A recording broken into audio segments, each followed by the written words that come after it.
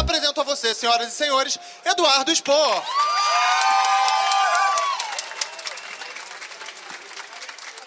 Vamos começar por ele, então. Anjos da Morte.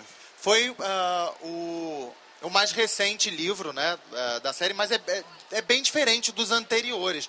Quer dizer, o universo é o mesmo, continua no mesmo universo, mesmo cenário, mas a gente está em outro século, é isso? A gente avançou no tempo? Como é que funciona essa ideia? Meio louco, porque na verdade eu resolvi recuar no tempo para poder contar a história de um personagem, a história dele, né? Então começa o primeiro, né, é hoje em dia, né, o Herdeiro de Atlântida, e o Anjo da Morte volta no tempo para 1944 para contar a gênese desse personagem, né? Como vocês devem saber, algum de vocês leram, né? Então é isso, mas e aí eu voltei, na verdade, né? Voltou. Como é que foi a Segunda Guerra? Você fez pesquisa para colocar dentro do livro? Como é que foi? A pesquisa, bom, um lance muito legal, né? Essa coisa de fazer pesquisa, não só pesquisa, eu sempre gostei assim de história, não só de guerra, né? Mas sempre gostei de história. E não só pesquisa da guerra, como, por exemplo, o que eu gostei muito de fazer, uma coisa foi a pesquisa das músicas. Né? Então, as músicas, sei lá, década de 50, década de 60, década de 70, só musicão, por exemplo. Então, é um lance que foi bem... E como eu gosto muito de história, eu acho que foi o livro que eu mais gostei de escrever. Até por ser... porque eu tenho essa veia jornalística, vamos colocar assim. O jornalista é um cara que gosta de pesquisar, né? Então, eu acho que foi um livro que eu sempre quis escrever, desde que eu escrevi a Batalha do Apocalipse, que eu queria escrever alguma coisa no século XX, e na Batalha não foi possível, né? Não tinha muito a ver com a história. Então aí no Anjo da Morte eu matei essa vontade aí. Para quem é fã de outro, do Apocalipse, por exemplo, e está conhecendo Filhos do Éden agora e fala, putz, é o próximo que eu tenho que ler. Tem que começar pelo começo? É obrigatório ler primeiro o Herdeiro de Atlântida para depois ir para o Anjos da Morte? É mais interessante assim? Não, na verdade não, porque tem essas duas coisas, né? Se o cara ler, por exemplo, o Anjo da Morte antes, ele já vai saber como é que foi a história de um personagem, que é o Daniel, até chegar ao Herdeiro de Atlântida. Pode fazer o caminho inverso. Quem tiver a oportunidade de ler os dois, né? O primeiro, o Herdeiro de Atlântida, é uma introdução, é um livro mais rápido de ler. É o que eu gosto de falar, que é tipo um livro como se fosse um filme de origens. É aquele filme que vai apresentar os personagens. Então é um livro rápido de ler, que o cara conseguiria ler num fim de semana. Já o Anjo da Morte é um livro mais profundo, assim, mais longo, mais detalhado, que eu aconselho até a galera a ler mais lentamente para poder até assimilar as informações históricas e etc. O que eu quis dizer com o avanço histórico, apesar da comparação, é que na verdade começa nos anos 40 e tem um avanço histórico que vai indo e você vai levando o personagem através dos tempos. Mas você falou dos musicões, agora fiquei curioso. Quais são esses musicões? Quer dizer, o que você considera esses musicões dessa época? Então, aí, a partir da década de 70, quem gosta de rock and roll aí, teve o início da cultura adolescente, né? Eu estudei bastante sobre isso. O que é interessante, até em termos de cultura popular, é que antes da década de 40, você tinha, na verdade, dois tipos de peças populares, para crianças e para adultos. E o melhor exemplo disso talvez seja o Mágico de Oz, né? E o Vento Levou, né? Então, a partir da década de 50, você começa a ter aqueles filmes para os jovens, para os adolescentes, e as músicas também. O rock and roll, e tem lá, na década de 70 tem muitas músicas, enfim, tem milhares. Então, achei que a cultura ganhou muito com isso. Então, aí aqui, né, posso até pegar para ver de repente, né? Eu botei um apêndice aqui no final do livro, só sobre as músicas. Então, como eu sou meio... eu não sou muito de... Não, é porque eu ia dizer o seguinte, que a minha memória é péssima, né? Se eu fosse inteligente, eu seria engenheiro, seria médico. Como eu não sou inteligente, eu virei escritor, né? Que o escritor precisa mais da criatividade do que da inteligência. Então, a minha memória é péssima. Então, eu posso até ver algumas aqui. Então, tem... deixa eu ver uma... Bom, tem The Doors, né? Tem The Doors, tem California Dreaming, tem Beatles. Alguém gosta de Beatles? Sei. Ou é mais Rolling Stones a galera aí? Tem um monte. Tem uma música aqui que eu me lembro que na terceira fase do livro, o livro se torna mais um livro de espionagem. E eu vi muitos filmes do James Bond.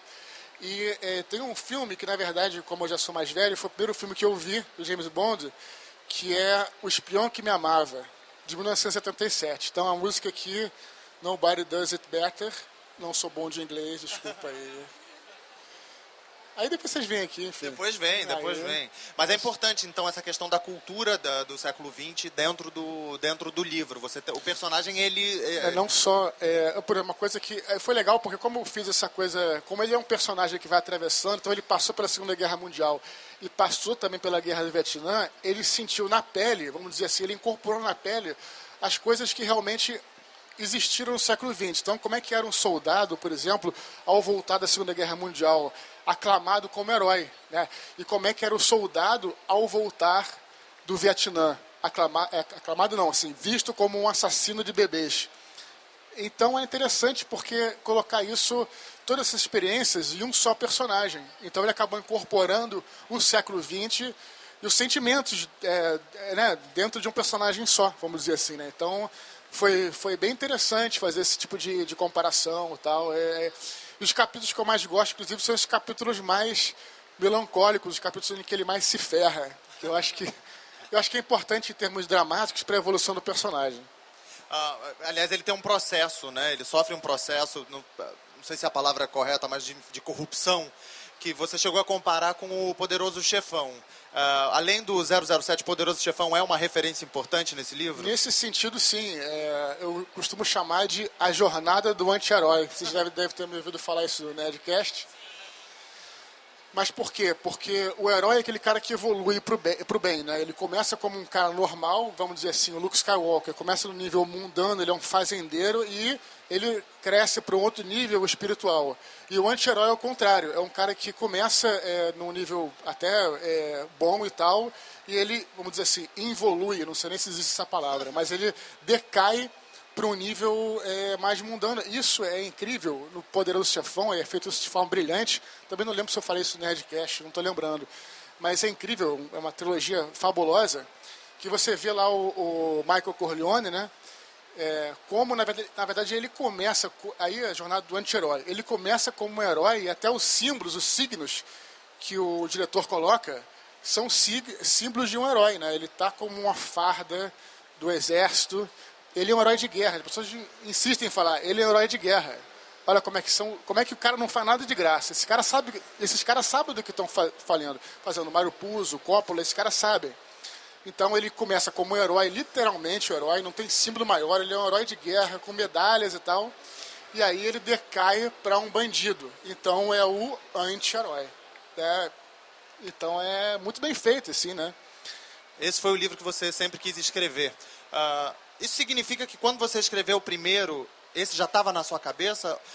Ou você, depois de escrever o primeiro, os personagens você aprofundou depois? Quer dizer, quis contar a história deles depois? A trilogia toda, né, tá pronta, na verdade. Desde que eu acabei de escrever Batalha do Apocalipse. Quando eu escrevi a edição especial da Batalha do Apocalipse, tem um capítulo chamado MTRN, que eu falei que ia ser, né, a ligação do Batalha com Filhos do Éden. Quem não tiver a edição especial, esses textos estão gratuitamente no meu blog lá, podem baixar o PDF e ver. Então eu já tinha isso na cabeça, tinha vontade de escrever, né? O que é interessante, porque eu pensei escrever assim, o que eu vou escrever da batalha? Eu vou escrever outra Batalha do Apocalipse e tal. Muita gente pede a continuação e tal. Só que eu acho importante você ser fiel ao que você sente, a história que você quer contar. E a história que eu queria contar era a história do Filhos do Éden, né? Que era começar, como eu falei, com um livro simples, que é o Herdeiro de Atlântida, seguir com um livro mais, digamos assim, eu chamo o Anjo da Morte de um livro, de um drama psicológico. Por que ele é um drama psicológico? Quem já leu aí, não vou dar nenhum spoiler, mas o drama psicológico como é que você descobre? Não existe um vilão, né? No Batalha do Apocalipse tem o Miguel, tem o Apolion, no Herdeiro de Atlântida tem o Andril, tem o Sirif, no Anjo da Morte não tem um vilão. Você fala, quem é o vilão? Mas é o Solon lá, que não é bem um vilão. O vilão do Anjo da Morte é o próprio Daniel, é o próprio personagem, é o próprio protagonista. Por isso que ele é um drama psicológico, porque não existe um vilão que você... os conflitos e as dores estão dentro do próprio protagonista, dentro do próprio personagem. Então, então eu queria que fosse, né?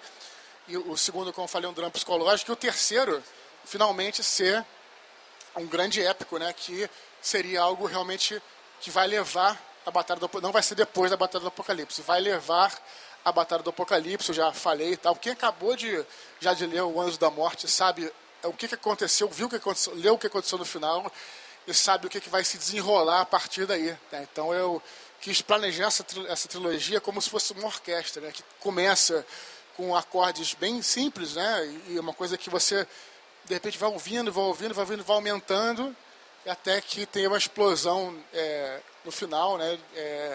E cresce dessa forma. Então eu queria que fosse assim. Eu planejei a trilogia como se fosse uma orquestra. Vamos falar do terceiro, então? Eu não posso falar muito, né? Eu já estou escrevendo, né? Mas vai demorar bastante para sair. Quanto é bastante? Que eu acho que muita gente tem essa pergunta, então eu já adianto ela. Quanto é bastante? Eu não sei direito, né? Mas o que eu digo é o que eu falo. Eu tenho certeza que a galera que leu, ela prefere esperar um pouquinho mais e ter uma obra legal do que ser uma coisa feita às pressas e ser uma coisa mais ou menos. Calma, isso é uma desculpinha ou é realmente o que você sente? Não, o que eu sinto mesmo. Okay. Eu acho importante. O Anjo da Morte, por exemplo, está pensando em lançar ele no Natal de 2012, acabou sendo para maio de 2013. Eu acho que foi necessário, porque eu já tinha o livro pronto, eu conseguia parar todas as arestas, consegui moldar o livro de forma que ele ficasse do jeito que eu quero. Assim, ele não é um livro perfeito, né? Mas eu queria deixar ele... Você vai se tornando mais crítico com o seu trabalho à medida que você vai, né, escrevendo cada vez mais. Então eu queria deixar ele... Porque é engraçado, cara, quando você escreve um romance, você escreve um capítulo. Uma palavra ou uma frase pode fazer toda a diferença, né? Onde ela é colocada, da maneira como ela é colocada. Isso é uma coisa que você vai aprender com o tempo.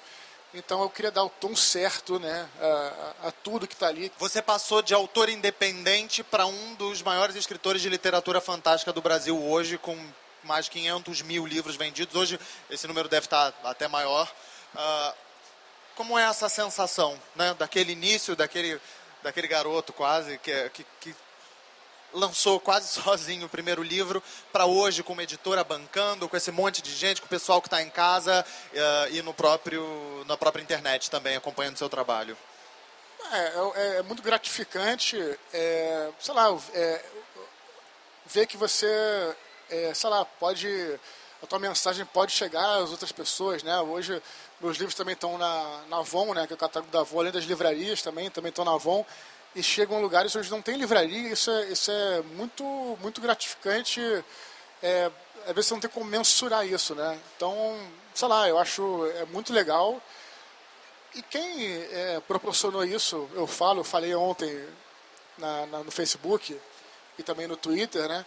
Foram os leitores, na verdade, né? Então, todos os leitores que estão aqui, muitos me acompanham desde o começo, né? Então... é uma coisa muito legal ver que a galera tá acompanhando tudo e tentar manter esse pessoal e tentar fazer sempre o melhor. O que talvez mude seja isso, que na época eu escrevia, vamos dizer assim, sem achar que alguém ia ler e tudo. Hoje em dia eu sei que as pessoas esperam alguma coisa. Então a responsabilidade aumenta muito, né? Então, por isso que eu falei, tem que sair o livro, cara. Claro que eu escrevo sempre, né? Mas tem que sair quando tiver uma coisa legal. Eu não posso desrespeitar e fazer alguma coisa nas coxas, porque eu sei que tem gente que, sei lá, que curte aquilo, como eu curtia outras obras, né? Enfim. Uma salva de palmas para Eduardo Spohr por ter vindo Obrigado. Mais uma vez conversar com a gente aqui no Submarino, nosso campeão de vendas. Muito obrigado, espero ver você no ano que vem. Obrigado. Com o Paraíso Perdido. Por favor, né, gente? Que acelere isso.